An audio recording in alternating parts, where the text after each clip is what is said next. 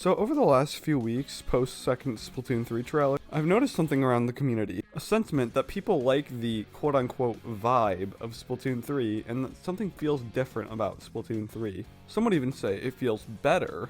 Why are people saying this? Well, today we are going to talk about why Splatoon 3 is making everyone feel a little fuzzy.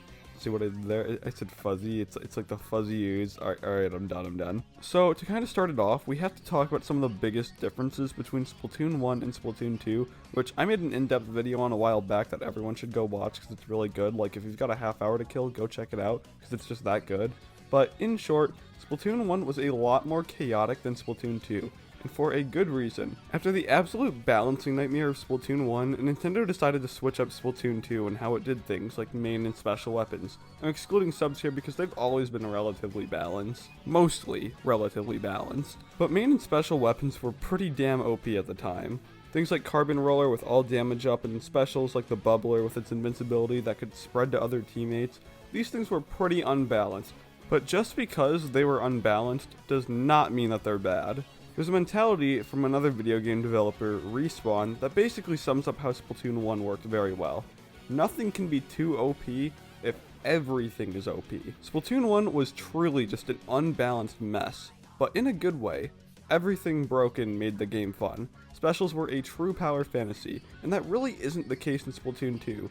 The best specials in Splatoon 2 are things like Ink Armor and Booyah Bomb, and that's just primarily because it lets you tank more damage with Booyah Bomb. Splatoon 1 specials had an actual, power fantasy to it, that Splatoon 2 specials just really don't have. Like, one more example before we get back into how this relates to Splatoon 3. Do you really think that splashdown canceling would be even remotely possible in Splatoon 1 with how it treated specials?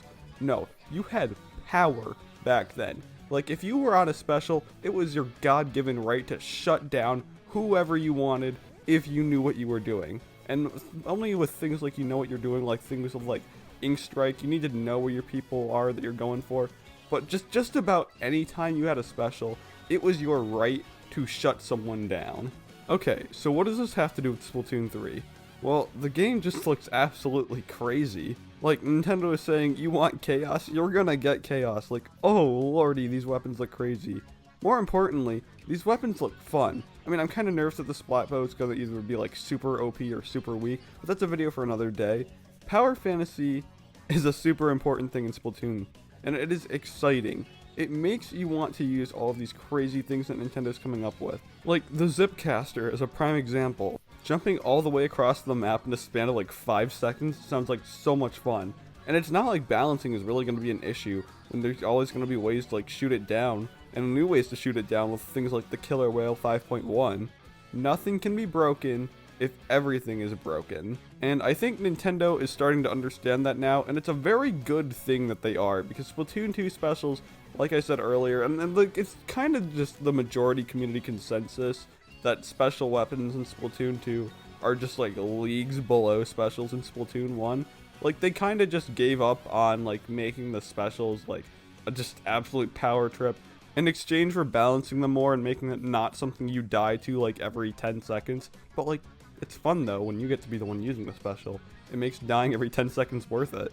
That's also just an exaggeration, by the way. You don't die every 10 seconds, if you're good at least. I think their primary reason for wanting to play it safe in Splatoon 2 is because it was the real test to see if the franchise could be something, since on the Wii U, it really didn't have a good place to start as a series. But we're not in the position we were in with the Wii U anymore. Everyone knows that Splatoon works, and now that Nintendo is sure of that, more of the corporate blocks that were put on Splatoon 2 to keep it quote-unquote safe and balanced can be removed for Splatoon 3, and it can really be the messy ink shooting game that really means it when it says that it is messy.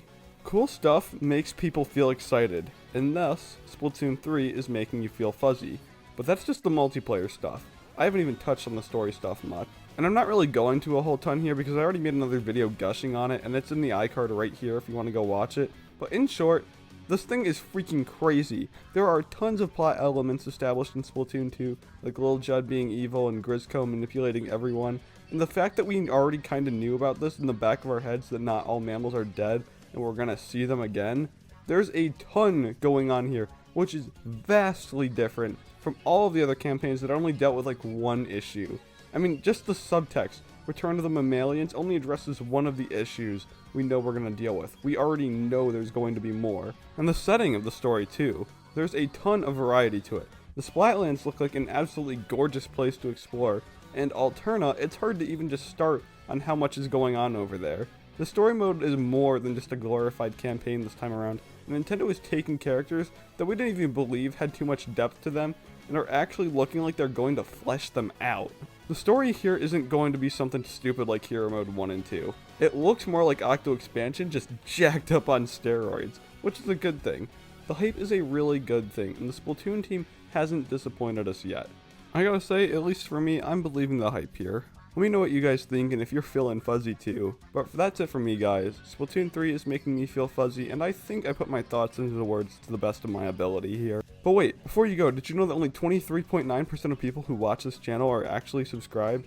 I know, that is way too low. But if you subscribe right now, there's a slight chance you'll receive your very own M1 Abrams tank. Yep, one of the most famous weapons in America's historical arsenal could be yours today, but only if you subscribe right now. Alright guys, see you later. Bye.